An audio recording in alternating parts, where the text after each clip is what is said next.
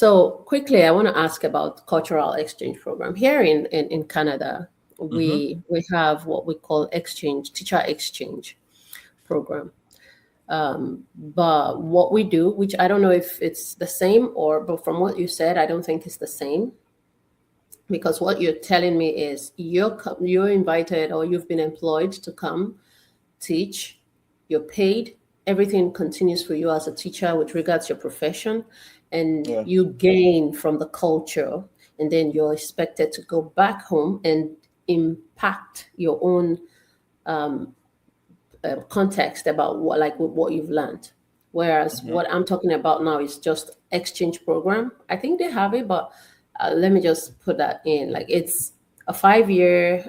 You have to have 5 years teaching experience, and you have to be a citizen.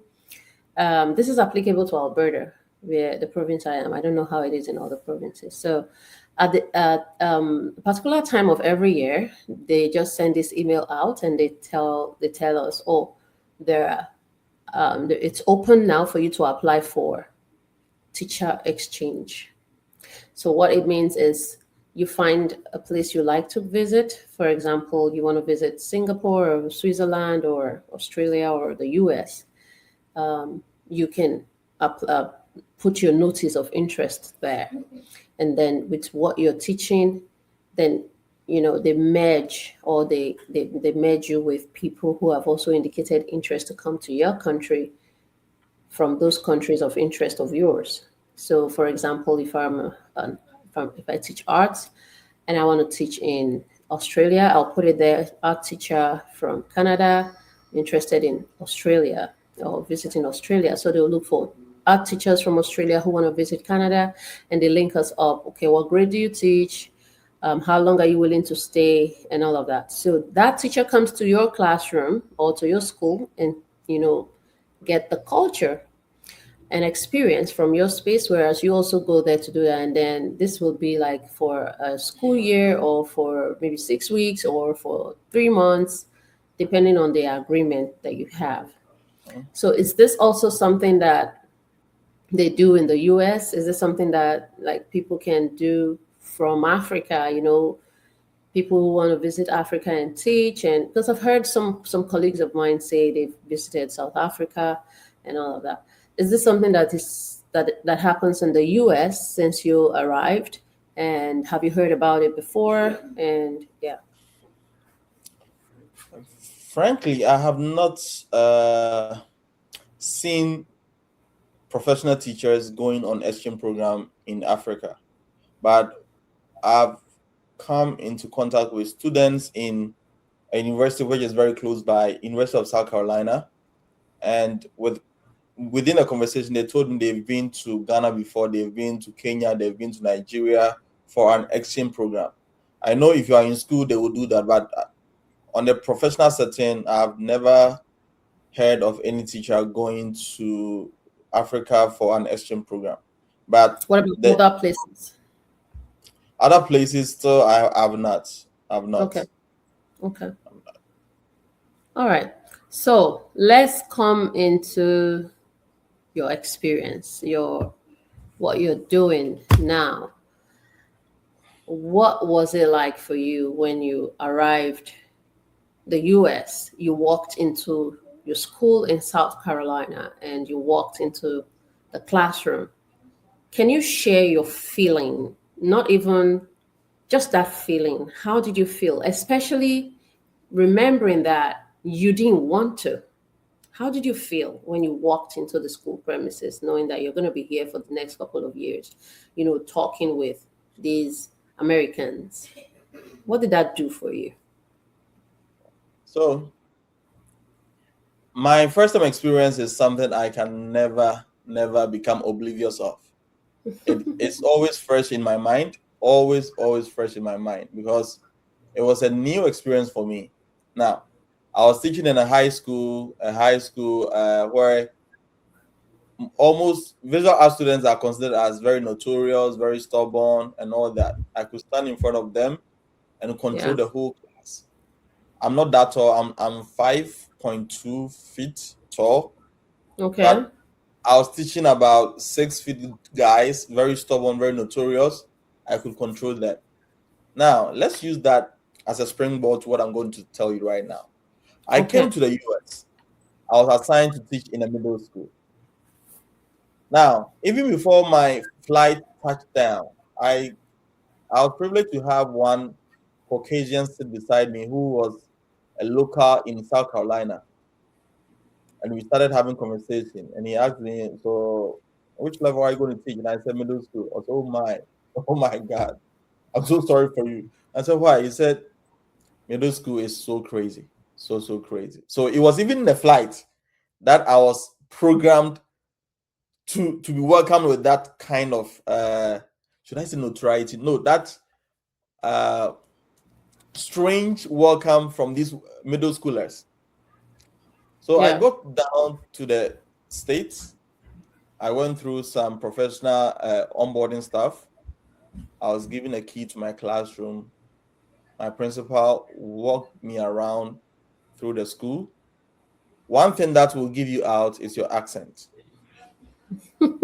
My principal's accent is something different. Okay, so this is it. If you come to the States, I can assure you, if you are one of the best English speakers in your country, you will still got missing in or with their accent. Absolutely. So my principal was so fast, everything sounded gibberish at first. And what really helped me was I used to watch American movies, especially the ones with black Americans and all that. So some of the jargons and the accents were quite familiar. So I was saved by that. But I've seen teachers, our fellow teachers, who are always astonished. Like they are like deaf. They don't really hear what these people are saying. Yeah. But I was a bit fortunate. So as I'm saying, even if you are the best of English speakers in your country, if you come here, you'll be swayed. Yeah. You will be swayed. So my principal was just taking me around. The school is big, very huge, very huge. It is bigger Yeah. than my high school. Okay. Bigger Big, than where you're big coming from. where I'm coming from. It's almost like a university, Wow. almost like a university. So I had 3 days to prep my class before the students come in. I've been given a class. There's a smart board. I'm a bit tech savvy, so the smart board didn't really scare me a lot. But you've been given a very huge art studio full of art supplies. Back in Ghana, we struggled to get art supplies. Students could not afford all these art supplies that middle schoolers were using. So everything was kind of new. Like, what have I put myself into? At that time, I was a bit happy because I could see architectural system that it was not normal in my local origin. So everything was okay. I was becoming happy, a little bit happy for coming on this trip. Yeah. So after the 3 days had elapsed, now the students started coming in. I'm going to share one of the funniest stories when it comes to cultural shock. Just give So me a second. Let me plug in my. Okay. okay. So prior to my coming, most of the videos I watched said, "Oh, you should prepare a PowerPoint presentation to introduce yourself, so that the kid you have to familiarize yourself with the kids. You have to be very cordial with them and all that." So I had all this prepared. I plugged in my presentation, and the moment I started talking, the kid bursted in laughter. Everybody was just laughing at me. Like, I'm a boss in my country. I own a fashion brand. I have apprentices under me. So how dare you? And nothing that I said made sense to these kids. They was just laughing. I showed them my house. I showed them my car. Everything sounded funny to them. It was years later I realized the main purpose of this program, that is said cultural exchange. These kids are African Americans. They have historical connections to Africa, but their minds about Africa is something different. Absolutely. They still believe we live on trees Oh yeah. in 21st century. Oh yeah. They still believe we are playing in the jungles with monkeys and chimpanzees swinging around. Absolutely. So that is everything I was showing them sounded a lie to them. Yeah. Do you have water in Africa? Mm-hmm. And I said, if I didn't have water in Africa, how would I have existed to come to this level? So are there plains in Africa? And I don't know. I walked from Africa. It, it, it, it was annoying. You could get Yeah. closer to a student. When you start talking, the student will, Yeah. someone I can give birth to. Yeah. They'll just block their nostrils. I'm s- I, I'm smelling. Like Yeah. it was so sad. Yeah. The funny part is I was talking and one eighth grader just put the leg on the table. And my fellow YouTubers or whoever is watching us today, there are certain words that may sound very okay in your home country. If you don't know the impact of that word or the import of that word, please don't use it. Yeah. So this student placed the foot on the table, and I said, "My friend, put your damn leg on the floor." And everybody said, "Ooh, he'll be fired. You'll be fired today." So they told you that damn was, how should I put it? Was like a curse word. It's a foul It's language. it's a foul language for a professional like me. So they said they're Yes. going to report me to the principal. I never knew that. Yeah. That is something you are going to face, and it is normal. Yeah. So you will try to be cordial with the kids. It's just like marriage. I can give you all the strategies, but the moment you enter your classroom and the door You have to closes, do it. you and the kids, it will be something else. Something else. So you hear advices from us. We encourage you, we give you strategies, but most of the times it does not work because you have a different environment. So for mine, the experience was very tough because I teach middle school, sixth grade to eighth grade. Seventh grade Wow. is the worst. Yeah.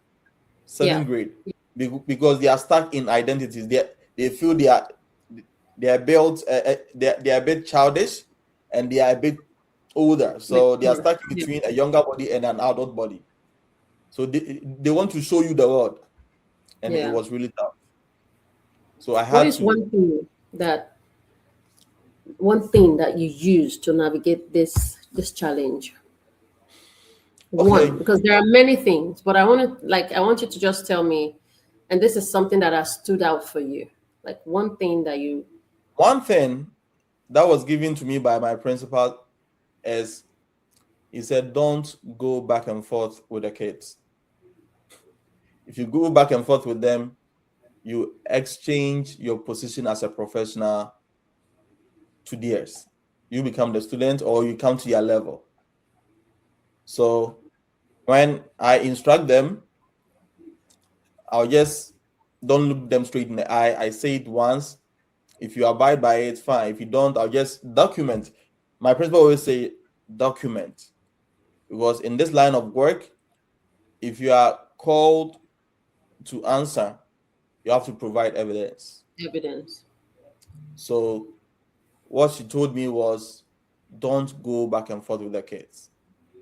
Even they sometimes do the same thing to administrators. So you, the foreigner, you are nothing to them. Guys, let me tell you for straight. You are nothing in front of these guys. That's how they've been trained. They can question every authority. Even their principals, they can question them. So don't take it to heart. And that is, you said one thing, but I'll add more. So don't take things to heart. That was what was hurting me in the early stages. I really didn't believe that kids that I can give birth to can just disrespect me like that. And these days, I don't call it disrespect. It's how they were brought up. Yeah. That's how they were brought up, and And some of you them would is their struggle. it's their struggle. Yeah. Especially in my community, some are a bit underprivileged. They don't have the love that every kid should have. So Yeah. it will be the mandate of you, the teacher, to try and give them some love in the classroom. Yeah. So that was it. So don't go back and forth with them, and document. document, That's document, important. Yeah. and Thank you very much. Yeah. try and reduce the volume of your ego. If you have ego, it's going to crush you. Everybody Yeah. has ego.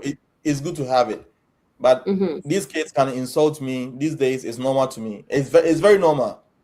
Yeah. It's very, very, very normal. So these three things has really helped me. That there are a lot. As I said, we will give you all the strategies, but the moment the door closes, start work. The two of you. Unfortunately, my period, a single period is 55 minutes. So within 55 minutes, it will end. Bah, then you are done. But I know a friend who teaches 1 hour, 30 minutes per class, and it wasn't easy for him. So that is the three things. Document, don't go back and forth with them. Like Okay. insult, Yeah. and again, turn down the volume Exchanging of words. yeah, Yeah. that's it. That's very interesting to know because I don't think it's peculiar to just South Carolina or the US. It's something that also happens here. It might not be as as porous as you've described, but there are, because I am in rural Alberta, Okay. so maybe in the big cities this might be the experience, right? And it's very important that teachers consider these things before coming, because it's a big deal. It can affect your overall performance Yeah. and even define your whole stay, because some of us are not wired to see things this way. So, but something I always tell people is, when you are changing environments, when you are trying something new, always run with your eyes on the prize. Focus on the prize. And Focus what is on the price? whatever you're The there dollars. for, that's the price. Whatever you're there for, that's the price. So when you remember why you are there, and then the process with which you've passed through to get to where you are, Yeah. it will help. So like you said, turn down the volume of your ego, be patient. You are learning and unlearning in the process as well, Yeah. right? So it's a different space entirely. It's actually like moving as a teacher to another place to teach or to even do something else. It's a cultural exchange in itself. So there is something to learn, and then there is something to take down. So thank you very much for that. I would just ask quickly, and like, if this can be as simplified as possible, do you think that teachers are still in demand in the US? Do you think they need teachers? Yes. Teachers are still in demand, Mm-hmm. and these days, as I said previously, is highly competitive. Okay. So we from Africa are competing immensely with the other part of the world. When I say other part of the world, I'm talking about Jamaicans, I'm talking about Filipinos Indians. and Indians. These three countries, Africans cannot compete so much with them. So if you are fortunate to get an interview, the demand is there. But Filipinos are topping the charts, and Jamaicans following, and Indians. So I'm not saying it's a wrong competition. These days, everybody wants to come through. The demand is still high. The demand is still high. So you can look at South Carolina, North Carolina. There are a whole lot of states that need teachers, but the competition is tougher now. So the demand is still there. Okay, that's good to know. Then, like, that brings me to, because I was going to ask what the shortage was like, but since there is still Okay. demand, that means there is teacher shortage, right? Now, Yeah. one of the courses I took when I was in school here in Canada was school system, and we focused on the North American and like American school systems. Now, one thing I found out from that class, kudos to Dr. Bennett, who was my instructor for that course, was that most of the school shootings were not recorded. Mm-hmm. Now, do you think that homeschooling is an option for people based on insecurities? Homeschooling is my first question. Do you think people are moving to homeschooling for Mm-hmm. students because of that? Number one. Number two, are there enough security or measures or safety measures in place for teachers, not just students? I know there are things going on for students, but for teachers not to be caught up in this kind of incidents. I know Okay. it's a very sensitive um, aspect, but I just want to know, like, job security for teachers. And do you think these incidents lead to students doing homeschool? Okay. All right. So you've asked two questions revolving around security leading Mhm. to parents trying to homeschool their kids. Now, when it comes to security, I think, in a dilemma on this same issue. Before I came, I read about, I used to watch international news. So every blessed year, there are a number of school pure. And I was a bit scared, but I told myself that it's in the US and certain places may not experience it. So I decided to come since I've got myself the visa. And I came. So I'm going to use my school or my school district as an example. Yeah. Every school that you go, at least in my school, we have two metal detectors. The entry point are two: those who are coming by bus or those who are being dropped off by their parents. So with all those two entrances, there are metal detectors there for security personnel to search in a school bag of the child, and they also go through the metal detector. So if nothing is detected as a weapon, they'll be let through the gate to go into the inner perimeters. So that is it. That's the security part. With that being said, we've read several news. There are metal detectors in school, but always there is a loophole in every security system. I've had or I've read news where a first grader who is 6 years old was able to maneuver his way through with a gun. I decided not to say it. Yes, Was yes, I know. was able to maneuver his way through with a weapon into the inner perimeters, and an incident took place, and his teacher was knocked by one of the bullets. Yes, that is it. So there's a system. My district is doing their best. Metal detectors in all school. Sometimes you'll be there, and the district will bring in police officers with security dogs and other stuff. They are always patrolling and other stuff, which is very good. With That's that being said, there are incidents ongoing in every state, every blessed day. This is a menace deep down into the system. And I'm not a politician, I'm just a visitor. I can't talk so much about it. But for what I'm seeing, my district is doing their best to protect us.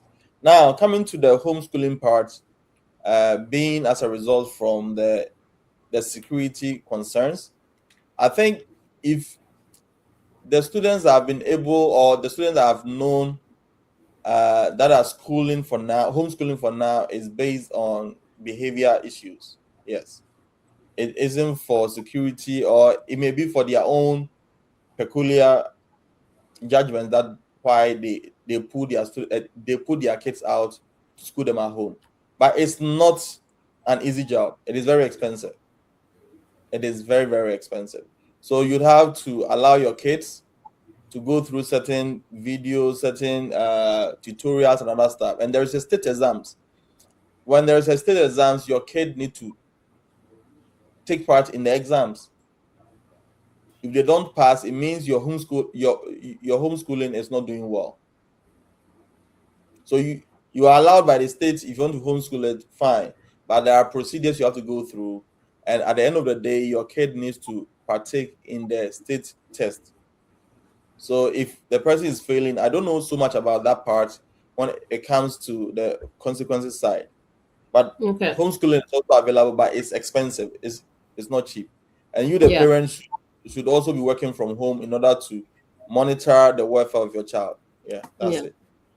Thank you very much. Um, let's assume I'm a teacher that wants to leave Africa, just like both of us, and we want to come to the West to teach. Okay. What mistakes do you think I should avoid? Hmm. Mistakes you should avoid. The first one is trying to envisage that this place is just like your home. It's entirely new world. Yeah. Some of us were very fortunate to be learning things from the West through their movies. Yeah. There are certain jargons, there are certain language, there are certain slangs that I had heard before in movies. Two, when it comes to finances, how we manage our finances back home is strongly different from this place. Okay. I've had teachers who came here, you'll be getting the USDs, the dollars, you'll be getting it. But most of them are spent here. If you don't take care and you still apply how you used to manage money back home to this place, you'll be shocked. But that by the end of the 5 years, you may have nothing because you are always remitting all your funds back to Africa. Mm. And those back home, they will always have an agenda for you to send the money home. Yeah. The agenda never ends. So you have to understand the US or the Western financial system. If you go Okay. through my YouTube channel, my TikTok channel, I also try to educate my fellow J1, not only Ghanaians, my fellow J1 teachers, how the US financial system is.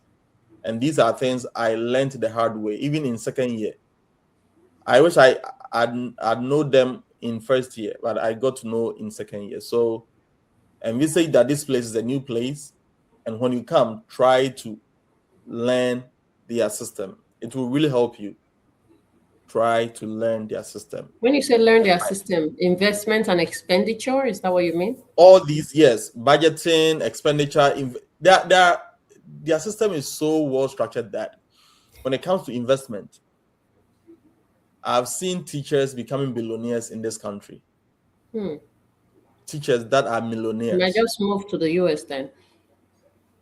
They are, that guy was a Filipino who came to the US just as we are doing, and now he's a millionaire. What did he do?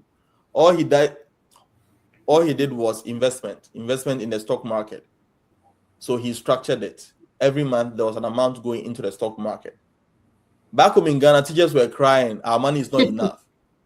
But this place, even if you don't have money, there is something that you can put somewhere that can come to your Yes. rescue in some time to come. And this is what That's I try to teach my fellow teachers. That is it.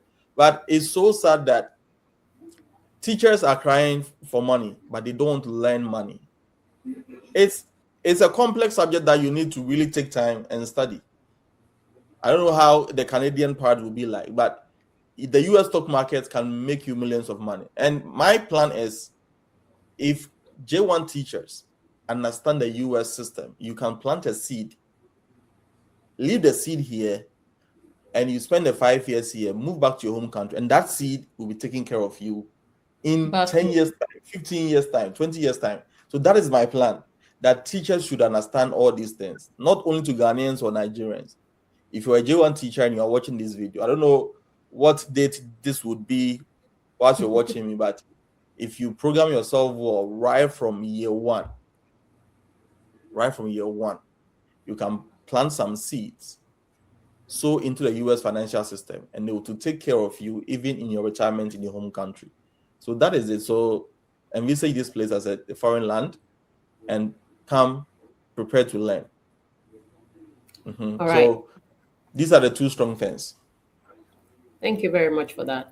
I when you started talking about your journey, Hmm. you mentioned your Christian background. You said religious, and then you mentioned Christianity, and you talked Yeah, about the Bible.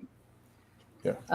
I'm also a Christian, and I cannot undermine the role of my faith in my journey. Hmm. Nothing, even with hard work, is enough for me. What do you think, or how do you think? I don't know how to ask this question because you already started by saying there was a vision. Yeah. So you're not even there on your own volition. You're there Yeah. on a mission. On a mission. Yeah. Yeah. So what is what have you what how have you experienced God's handwork in all of this? Because it's just something in my heart that says you need to mention this in this video because people Really? also Wow. people also need to know that they can do all the documentation, they can do everything. And then we're not talking about what God, what God does or what God has been doing. So that we don't leave that part out, especially for our Christian audience. That's a very, very, very good question. So, if you've just been monitoring or observing my whole story, as I said, I came here with lots of sentiment dragging me behind because I didn't want to leave my comfort zone and come to a foreign land. I came here, I prayed a lot about this. And throughout my day one boarding a flight to this place, I didn't hear God telling me straight, don't go. It was very, very sketchy for me. 2 years down the lane, I was sitting right here in a chair over there, and one colleague called me. And when he called, he intentionally asked me how I was doing in our local language. Mr. Abbrey, it's saying, and I said, yeah. He was asking how are you, and I said, oh, I'm good. And he asked me, do you know why I'm intentionally asking you in our local dialect? I want to confirm that is you. And I was just giggling on the phone. And he said, there is this Kenyan teacher that he's sharing his room with, and he does not stop mentioning my name. The moment he identified himself as a Ghanaian, this Kenyan teacher, I don't know, till date, I still don't know him. I didn't want to prove that and know who he was. He said, God should bless Mr. Abbrey. God should bless Mr. Abbrey. He said he always say that. And the moment he found out that I'm the person, the Ghanaian who inspired someone from Kenya to come to this place, that teacher was so happy. And I was sitting in this chair, and the Holy Spirit just told me, now have you come to realize that the main purpose of your trip? It's not only the Kenya. I've had so many people. Like, look at my You story. won't even I've know. not You won't traveled even know the people you've helped because there are people who would be watching your till date.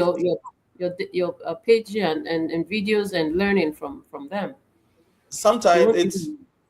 it I, I I think I have so hard eyes that even if the tears are coming, I try to laugh over it and it goes off.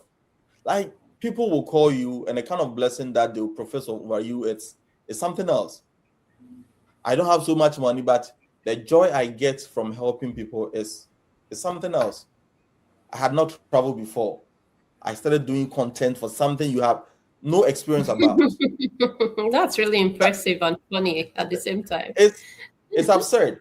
You have no Yeah. experience in it. You were marketing about it for people to go. I And came then here, you and started doing it, you did it for someone else first before yourself. Like it was just like Moses saying, I am not equipped. I'm a stammerer. I can't go. that I is can't it. go. Okay, go. Okay, take Aaron. Oh well, we don't have anything. Okay, well, show That them, is do it. this with the rods, and That is it's it. And it's if you can amazing. observe my speech, I also stammer, but I don't look at all those things.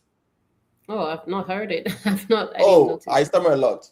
I Oh, just don't look at all those things. I may not be eloquent, but the joy I just get when I help people. Another Ghanaian, yes, he came on. I think he came through phases, and the moment he heard the tone of my voice, he came out from his room.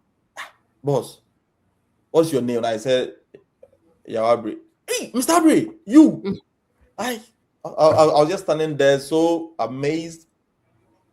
So I think the Holy Spirit always tell me that, yeah, these are some of the things why I brought you on this trip. I don't know them by faces, I don't know them individually, but a whole lot of people are always showering the Lord's blessing on me.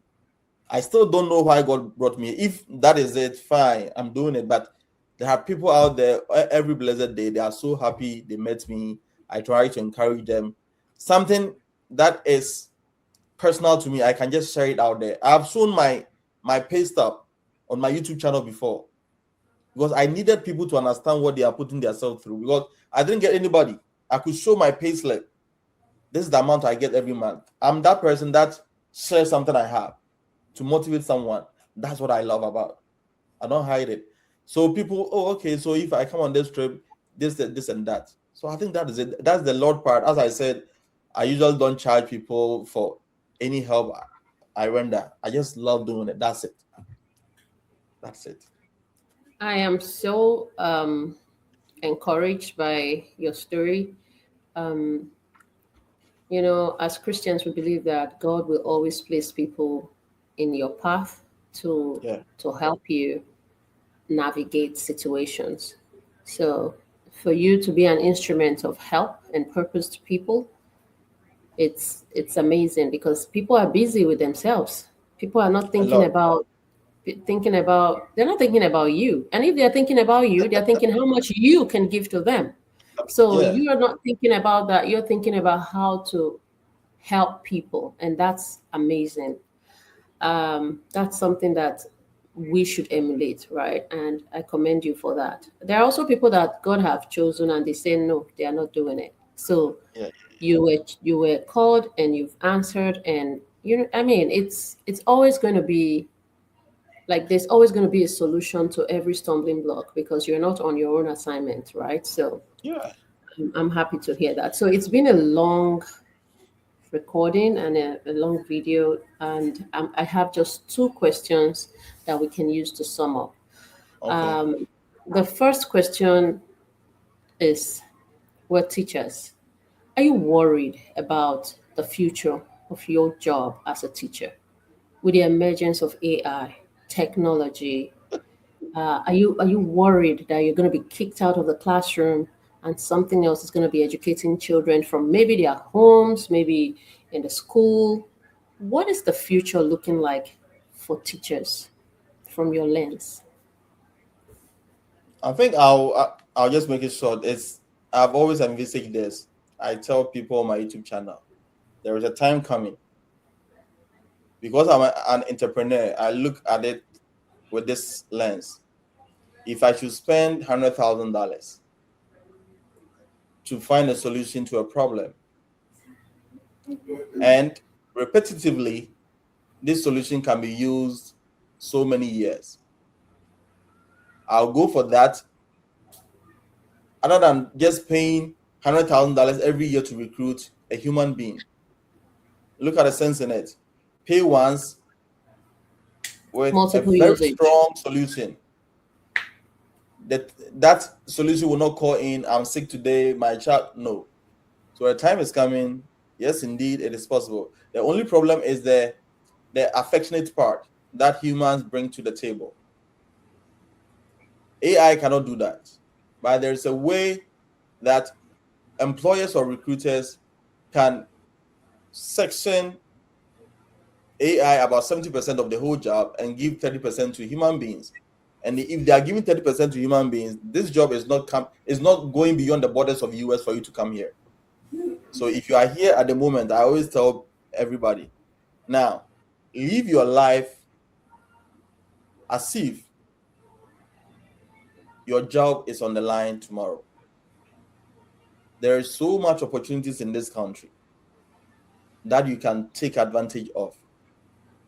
That's the reason why I came here, and I'm learning a whole lot of things. I learned finance, I learned this. Let's put everything aside. I have my tailoring skills. I can do that. That is one. I'm not afraid. I always tell myself, wherever God places me, I know I'm well equipped because I always learn. So if you're a teacher listening to me, whether you are in US or in Canada, please put it at the back of your mind that a day is coming, the teaching job may be off your table. So any little thing you find yourself in your way, try and learn it because it may be important in some time to come. Content creation. You always stand in front of students. A time is coming that the traditional media is going away. So those who are content creators will be rushed with a lot of business ideas. So what are you doing? You have a cell phone. Some people think we talk too much. Some people think we are always trying to show off. All these are things that can give us money in some time to come if you are not teaching. So every little thing you get in this country is an advantage. It's an advantage. One of the key things that motivated me is that internet is very cheap in this country. So when I'm sitting there and I remember that we are paying so much money for internet back home in Ghana to do certain things, and this internet is sitting here and I'm doing nothing, then it scares me. So you have even if you don't have anything, you have internet. Let me say free internet because it's cheap. Free internet. Do something for yourself. So that is it. Thank you very much. AI is possible. It can take our jobs, but prepare yourself. It is coming. I always like I made a post and I said, what does the future look like for you as a teacher? And what are you seeing? Like teachers need to think about this actively because first when AI came, we were all, oh, we're not going to use it, we're not going to use it. And then we realized, oh no, this is good. It's actually simplifying our work. Come on, let's use it. Yes. And it actually has been helping. But now we've brought it into, it's just like you bring a stranger into your house and this stranger tells you, oh, I understand the dynamics of your house more than you. And the next thing is kicking you out of your house. And that's what it's going to look like. Yeah, that's what Yeah. it's going to look like. So we cannot underestimate the importance of AI. AI has come to stay, and we have to learn how to make the humanistic aspect of our job prevalent, like you said, and very important to diversify. You just talked about a skill. You're a fashion designer, you're still learning a lot more. You are into finance already. I mean, that's really encouraging. I also started learning about ETFs and stocks when I came to Canada. I didn't know anything about those things. In fact, when I saw those figures on screen when I was in Nigeria, they looked so complex to me. So, but Yeah. now I understand, like I'm even talking about the, the up and high ETFs now Yeah. and which one is going up, which one is coming down, where do I put my money, what's going on and all of that. So we need to really salvage the opportunities that are here now. And hopefully, with the grace of God, we will be able to upscale. Yeah. Finally, the last question. You've been teaching in the United States of America. It's the biggest platform for teachers, I guess. You've been in the big part of the world map, and you're coming from Africa, West Africa, precisely, our neighbors, Ghana. What do you miss the most about teaching in Africa?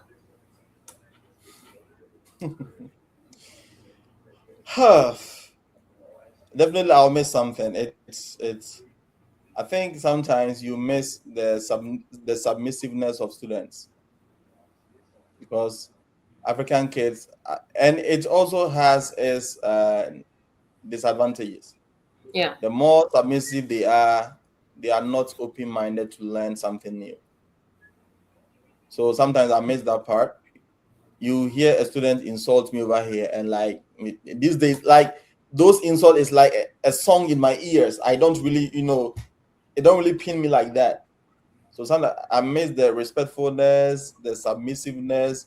I wouldn't say the timidity because I'm not timid. I went through the same system, and whenever we come to this place, some of these African Americans really see us that we are very respectful, we are very good people, and all that. So it also has its advantage. So I missed that part as a teacher back home in Ghana. But since I came, there are a whole lot of things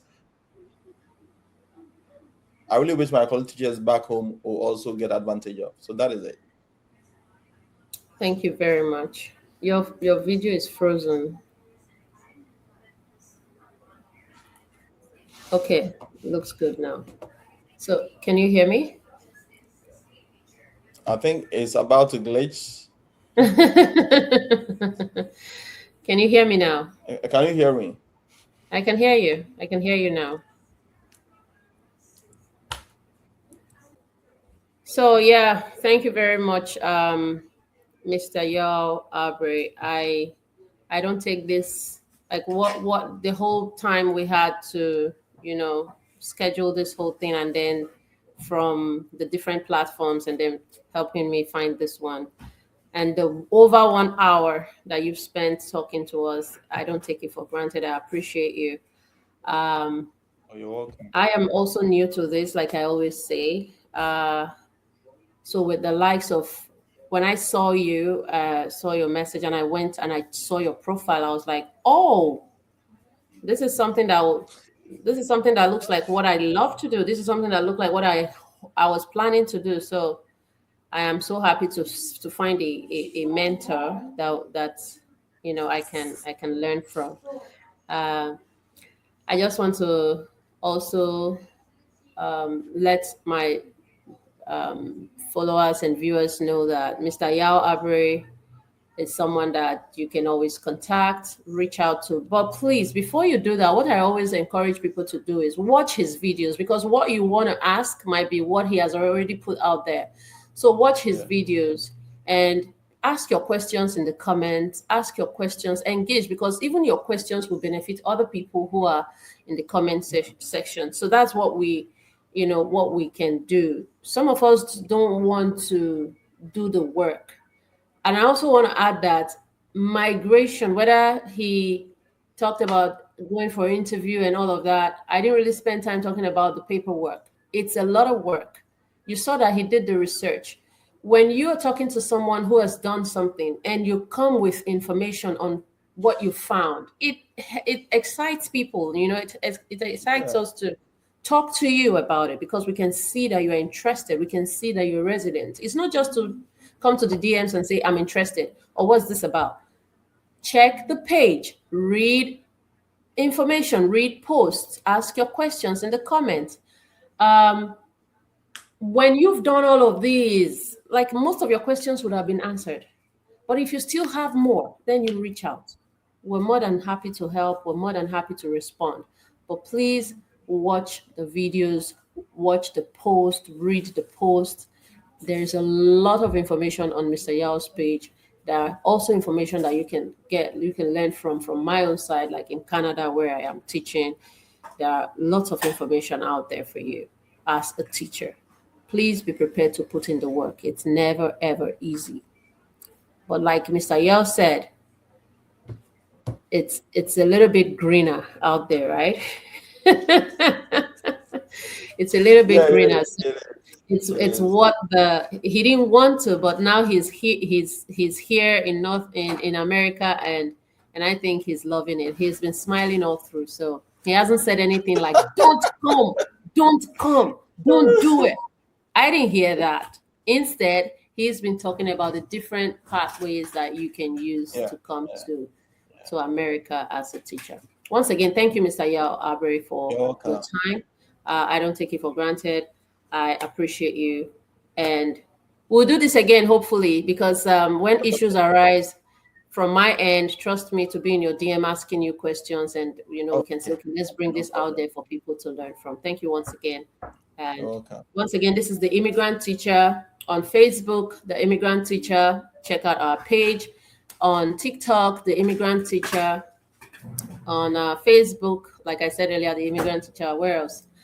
On Instagram, I'm not very active there, but I'm Jessica Voki on Instagram, and I'll see you when I see you. Bye. Bye All bye. right. Bye bye.